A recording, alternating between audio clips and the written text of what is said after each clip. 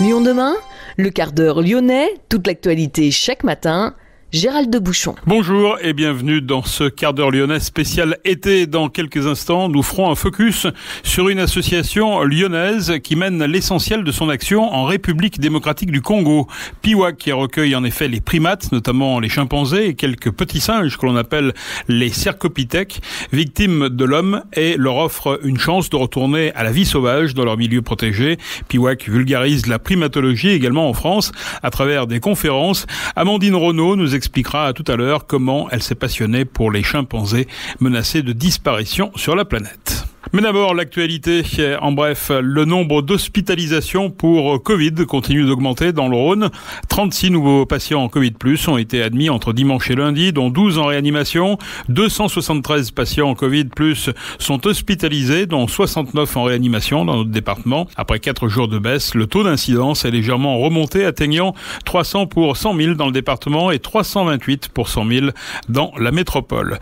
Notez qu'aucun nouveau décès n'a été enregistré dans les établissements de santé depuis 3 jours. À l'issue de la manifestation de samedi contre le pass sanitaire, plusieurs personnes ont été interpellées pour violence aggravée alors qu'elles jetaient des projectiles sur les forces de l'ordre. Aucun policier n'a été blessé.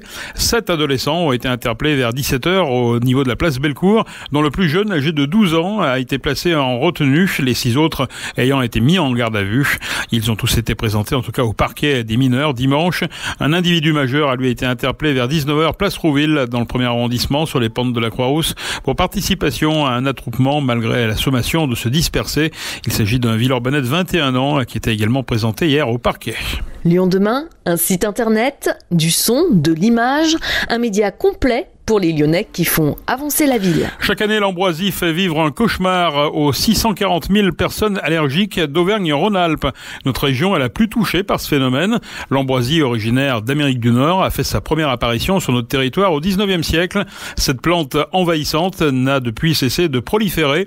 L'ambroisie coûte d'ailleurs plusieurs centaines de millions d'euros à l'échelle nationale au pouvoir public. Alors que les premiers symptômes sont attendus le 11 août, selon le réseau national de surveillance aérobiologique, les acteurs de terrain mettent les bouchées doubles pour endiguer son foisonnement. La DIR Centre-Est mène chaque année en effet une opération de fauchage aux abords de la Nationale 7 et au-delà de ces actions réglementées, chacun peut participer à cette lutte en adoptant quelques bons réflexes.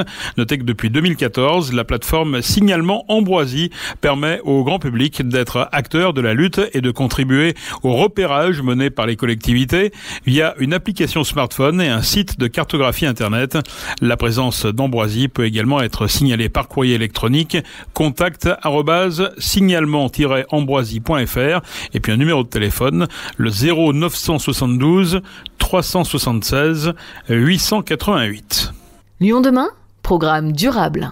Amandine Renaud, bonjour. Oui, bonjour. Vous êtes primatologue et vous êtes fondatrice de l'association PIWAC. Vous êtes une Lyonnaise et vous êtes installée en République démocratique du Congo. En quoi consiste exactement votre action avec PIWAC ?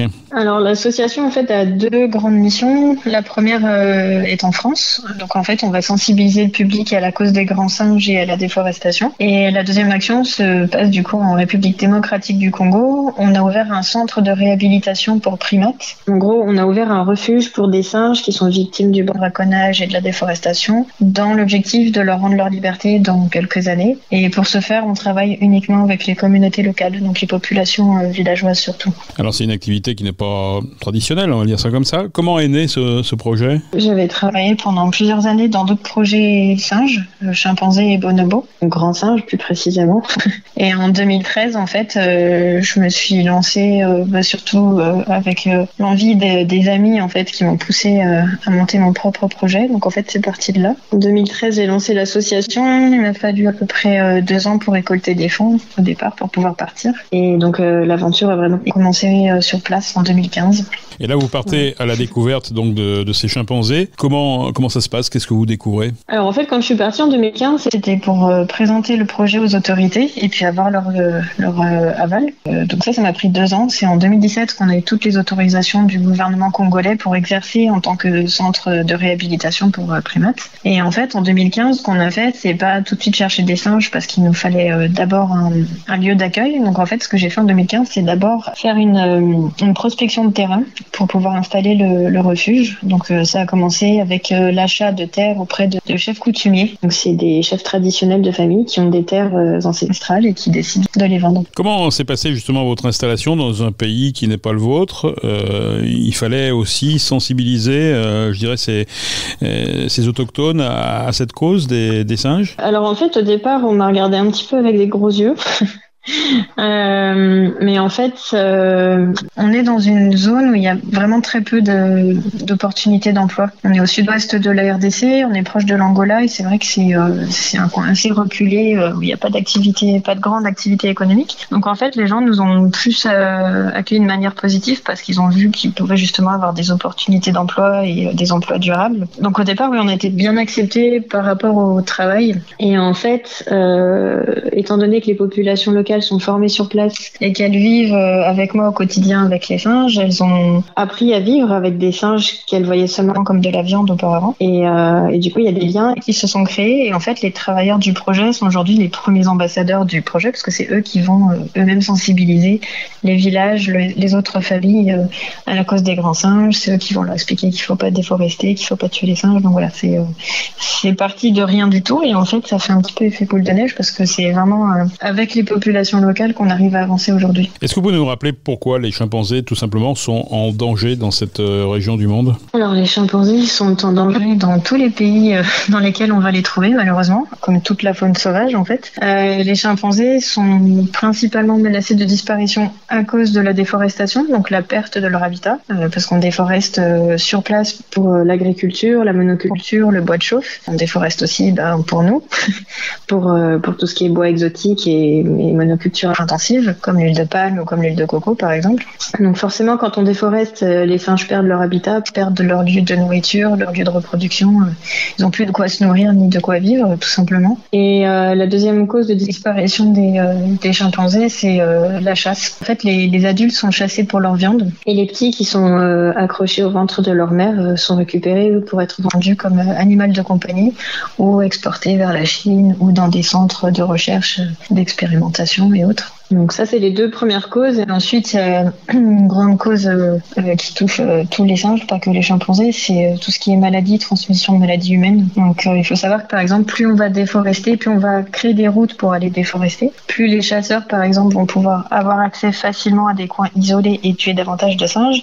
Et en même temps, plus ces personnes-là vont pouvoir transmettre de maladies qui étaient juste inconnues auprès des populations de singes. Et par exemple, on dit qu'un rhume chez un humain va décimer une population de chimpanzés en peu de temps. Ils sont pas protégés de nos microbes en fait. Combien vous avez d'animaux aujourd'hui? Combien vous avez de chimpanzés? Et racontez-nous un petit peu le contact avec ces animaux. Alors là, en fait, on a ouvert seulement en 2017, donc c'est encore assez récent. On a 6 chimpanzés que l'État congolais nous a confiés. Donc soit c'est des chimpanzés qui étaient détenus chez des féticheurs, donc des sorciers locaux, soit des chimpanzés qui étaient aux eaux de Kinshasa et que l'État a accepté de nous confier pour qu'on puisse les réhabiliter à la vie sauvage. Et après, on a d'autres petits singes qu'on appelle les Cercopithèques ascan. C'est une espèce qui est pas très connue, mais qui est tout aussi menacée pour les mêmes causes que les chimpanzés d'ailleurs. Et comment ça se passe au quotidien? En fait, quand on récupère des singes, c'est des singes qui ont, peu importe que ce soit des chimpanzés ou des cercopithèques, c'est des individus qui ont vécu un traumatisme parce que ils ont été témoins justement de la tuerie